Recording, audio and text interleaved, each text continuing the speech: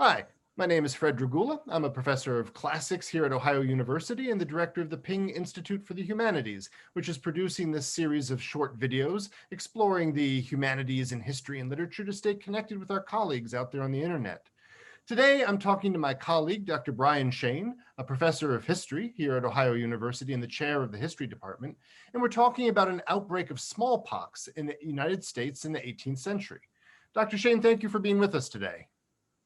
It's great to be here. Thanks, Fred. Thank you. This is not the first time that the United States has borne the brunt of a disease epidemic that challenged both its citizens and its governments, is it?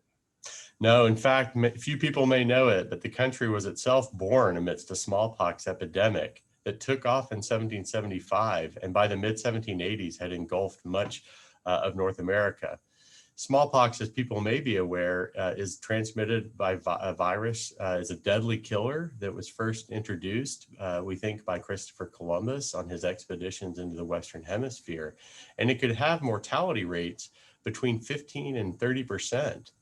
Now, fortunately, once you had it, you had lifelong immunity to it. But there were also attempts in Europe in the mid-century to try to inoculate people, where basically they would insert the live virus directly into the veins of healthy people in hopes of giving them a more mild form of the disease. And in fact, it seems as if those inoculation efforts, with John and Abigail Adams participated in the 1760s, actually would reduce the mortality quite a bit to maybe as low as 5%. Now, that didn't keep it from disappearing. And in fact, George Washington's forces, as they were surrounding the British in 1775, confronted some smallpox outbreaks that really hindered his ability to move against them. Well, what effect did the virus have on the Revolutionary War itself? Well, that's a tough question to answer. There's reason to believe that it could have completely derailed the Patriot War effort had not strong political and military leadership taken action against it.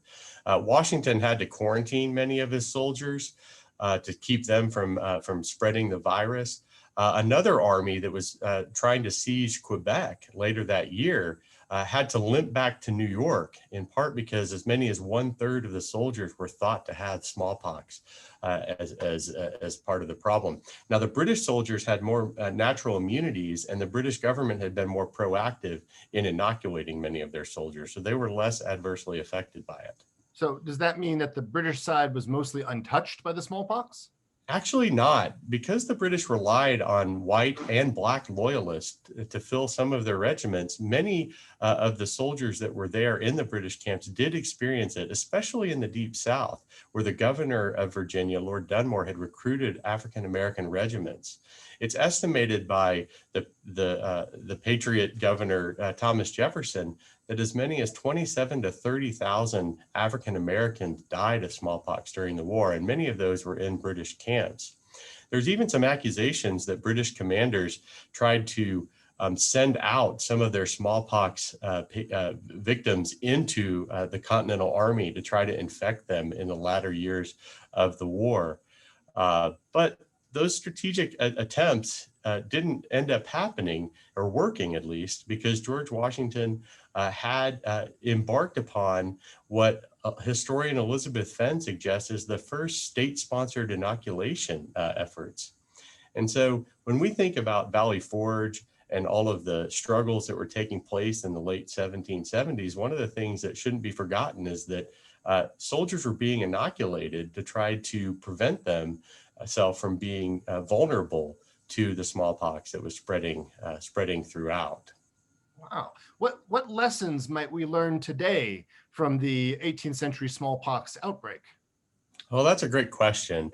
I think one of them is that these things always come with a good deal of controversy, and Washington took a lot of heat from political and military rivals who saw his inoculation attempts as weakening the army because people would be sick and have to be quarantined when they were being inoculated. But Washington himself had smallpox on a trip to the Caribbean in the 1750s. He had acquired it, and he knew that he had to sort of save his army in the long run by having it inoculated and quarantined in the short run. Now, those efforts continued in the 1790s when the British physician Edwin Jenner tested a hypothesis that inserted a cowpox derivative into people. It gave much more mild symptoms, but it led to all sorts of charges that it would turn you into a cow. There's a cartoon in which people from an anti-vaccine society in which people are becoming cows or vomiting cows. And so this is a controversy that was very much the case there. But in the end, Jenner's science prevailed. And over the next several hundred years, finally, smallpox was eliminated. I think a second important point is that, like now, the most vulnerable were typically non-whites who had limited access to the immunizations. I've mentioned African Americans, but the virus also spread in the 1780s to Mexico City, where there were 18,000 deaths. It also, from there and from Canada, spread into the Native American heartland of North America, where it decimated many of those indigenous peoples who did not have natural immunities. In one remarkably illustrated Lakota timeline from the 1790s, which captures each year with an image, the year 1780 and 1781 are defined by smallpox victims.